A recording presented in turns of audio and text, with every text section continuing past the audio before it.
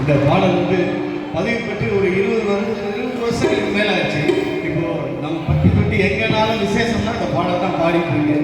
இந்த பாடலை எழுதி பாடிய பெருமை நான் தான் அதை பாடினேன். எழுதி நான் தான் இந்த மக்களுக்காக நம்ம சாமிக்காக பாடின அந்த பாட்டு. நான் நீங்கள் அந்த கேசட்டை விற்கும் போது 15 ரூபா, வெறும் 15 ரூபா இந்த வாங்கிக்கிறீங்களா, 5 ரூபாய்க்கு 2 தர்றையா இல்லைன்னா வச்சுக்க போ அப்படின்ட்டாங்க. சரி பரவாயில்லைங்க சொல்லி இந்த வீதியெல்லாம் போட்டு. ஆனால் இன்னைக்கு அதோட பலன் என்னன்னா எல்லார் வீட்லையும் பாடிட்டு இருக்கிற பாட்டு. அதனால ஆதரவு கொடுத்தவங்க எல்லாத்துக்கும் மனமார்ந்த நன்றியை தெரிவித்துக் கொண்டு இதோ எங்களுடைய 10 பாடல் அடுத்தடுத்த பாடல்கள் வந்து இருக்கு. உங்களுக்கு விருப்பமான பாடல் எதுவாக இருந்தாலும் கேட்கலாம். நன்றி.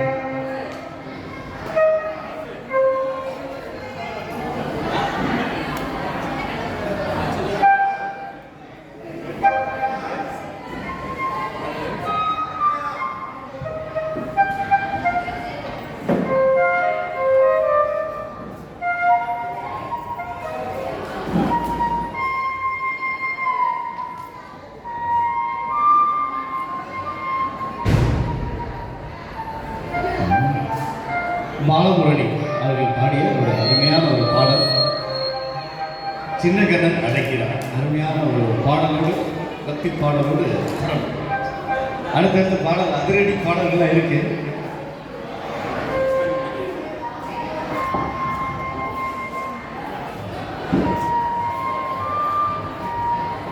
அதாவது நிறைய பாடல்கள் எழுதியிருந்தாங்க கூட முதல்ல நான் வந்து சினிமாவுக்கு எழுதின ஒரே ஒரு பாடல் இன்னைக்கு எல்லா கிராமங்களிலும் உலகம் ஃபுல்லாக பாடிக்கிட்டு இருக்கு.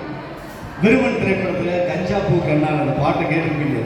கஞ்சா பூ கண்ணால செப்புச்செலவுனால அந்த பாட்டு தான் என்னுடைய முதல் பாடல் சினிமாவில்.